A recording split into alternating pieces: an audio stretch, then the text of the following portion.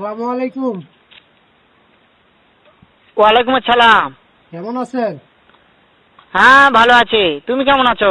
এই তো আল্লাহ পাক রাখছে ভালো। হ্যাঁ ভালো আছো না? হুম। আচ্ছা তুমি কার সঙ্গে আছো?